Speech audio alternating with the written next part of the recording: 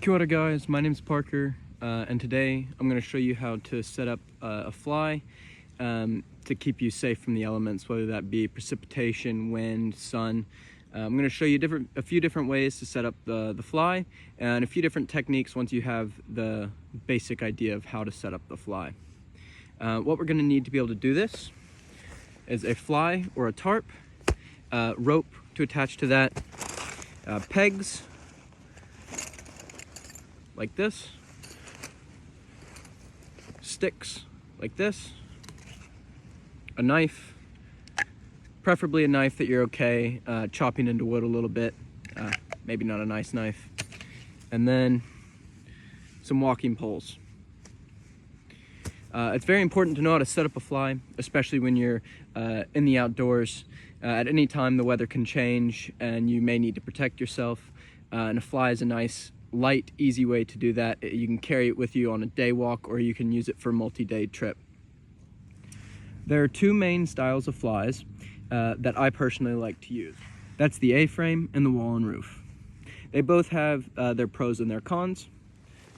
First thing you're gonna want to do is lay out your fly and make sure that the area that you're setting it up in is one, big enough to set the fly up in, and two, is in a good area, that the ground underneath isn't too rocky, too muddy, anything like that, unless that's the only place you have.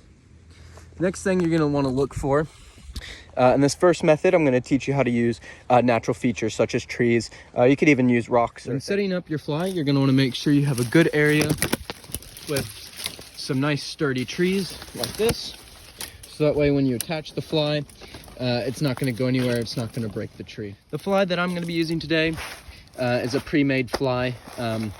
It's really good for tramping because it's very lightweight. It's pretty small, so it doesn't take up much space in your pack, and it already has ropes attached to it.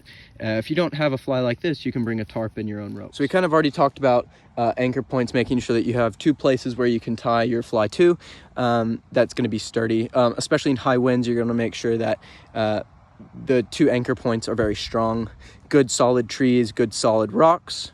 Now when tying your fly to your anchors, there's many different ways that you can do it, but I'm going to show you the way that I like to do it. The fly is the main way that I've been camping the last couple years, and it'll remain to be that way just because it's so easy and light. I'm going to go through the bush in here, get a good place to set up the fly. All right, after a little journey, we're here. So when we're tying our fly, there's two different knots that I like to use. The first one on the first side is a bowline. I'm going to show you how to tie the bowline and then show you what it looks like on the tree. So first you're going to take a bit of rope and you're going to wrap it around your object like so. This is just an example, don't worry. You're then going to take a loop, wrap it around your finger, and push a bite through that loop, just like that. Now once your rope is around your object, like so, you're going to take the tail end and you're going to feed it through the loop that you put the bite that you put through the loop, and back up. Now when you pull the running end, it'll cinch it all up. I like to tie a half hitch just to back it up in case, just so it doesn't wiggle loose. Here we have the first part of our fly attached to the anchor point using a bowline backed up with a half hitch. Now when tying up the other side, there's two different ways we can do it. My fly has tensioners on the fly, so I can just tie another bowline backed up with a half hitch on this side. Now if your fly or tarp doesn't have these, then you'll need to tie a trucker's hitch. For the sake of the video, I'm going to show you to tie a trucker's hitch to pretend like I didn't have those tensioners. All right, the first step to tying a trucker's hitch is to wrap your rope around your anchor, just like that. You're then going to take a bite and you're going to wrap it 3 times. Once you've wrapped it 3 times like this, you're going to take a bite through that loop. Once you have a bite through the loop like this, you're then going to take the tail that's wrapped around your anchor and run it back through there, just like that. You can then tension it to the tightness that you need, and tie it off with 2 half hitches. Just like this. Now, depending on where you need your fly and how high you need it, depends on how tight this needs to be. The windier it is, the tighter you want this main line right here. So this right here is called our spine. This is going to be the main setup for both the roof and wall and for the A-frame. Now, the main difference between our A-frame and our roof and wall is a couple things. A-frame, you're going to want to use it in high winds, in bad rain, and when you really want to focus on keeping warm. By making the A-frame like this, you're blocking off wind coming from the bottom, as well from the main parts of both sides. You can set it up where the wind is blowing against the fly like this, and it will just go over the top of the fly instead of coming in. The higher the winds, the lower you want to make the fly. The higher up, the more wind that comes underneath it. The roof and wall, which I'll show you how to make in just a second, is best for when you need to get out of the rain, out of the sun, but it's not the best in high winds because you're only blocking off 2 areas, where as the A-frame you're blocking off 3, the top and both sides. So for the A-frame, you're going to want to take all 4 corners and pinch it out and pull it out as far as you can to make it nice and tight. Depending on the area, you may need some extra rope to tie it down, but I prefer to use the tarp right here because you can get lower to the ground, keeping less air out, as well as it's just a little bit stronger and harder to come undone, whereas if you're using the rope, it can come undone, the wind can shake it loose, stuff like that. When staking your tarp in using pegs, you're going to want to make sure that your peg, you first put it through the loop and pull it as tight as possible, like this. You then want to make sure that it goes in at a 45-degree angle away from your tarp, just like that. Go ahead and step on it, get it all the way in.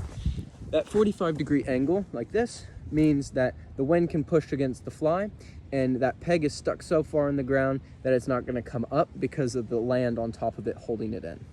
If you put it straight up, then what happens is when a big gust of wind comes, it pushes up against the fly and pulls the peg out of the ground, sending your fly going crazy. I've had that happen before, and it's not fun, so make sure you do this correctly.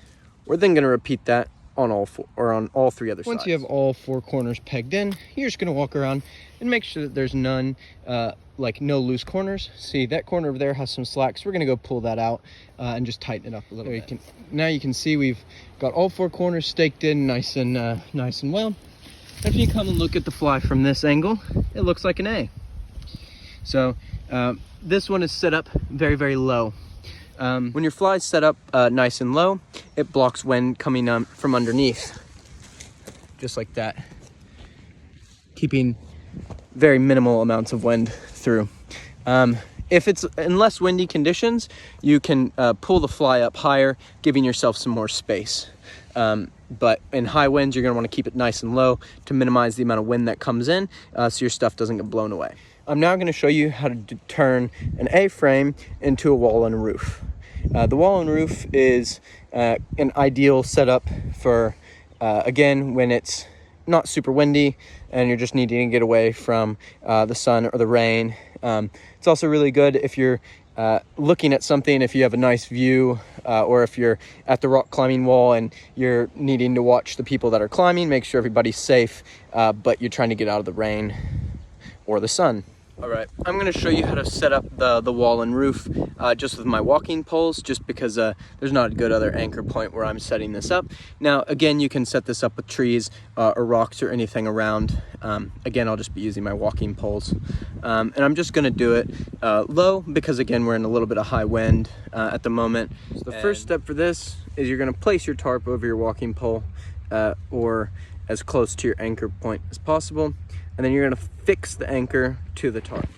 When you're staking this in, you're going to want to use a clove hitch. So by doing that, you're going to take your finger, you're going to run 2 loops around it, just like this.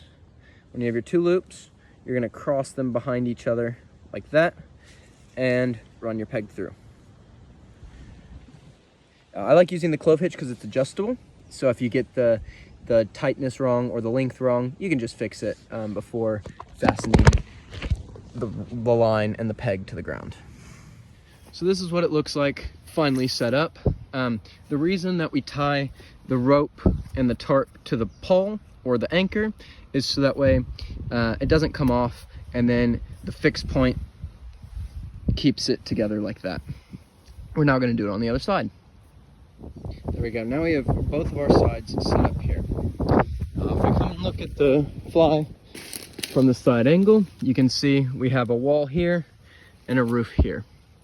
You want to make sure that when you're setting it up, both the roof is at a slight downward angle and the wall as well. So when it's raining, the rain runs off. If the tarp is flat on top, then it'll just pull water, whereas if it has a downward angle, it'll let the water run off. But you can see already how in a little bit of wind, this one is not as efficient. However, it does allow for a lot more space, especially when you pull the tarp up higher and you put the poles up higher as well. I'm now going to show you how to set up an A-frame using just your tramping poles to simulate if we were out in the outdoors and we're out on the tops of the hills, we didn't have any trees or any rocks to tie to. This is also just a great efficient way to do it in a campsite where there's not many trees or the tree links aren't far enough apart.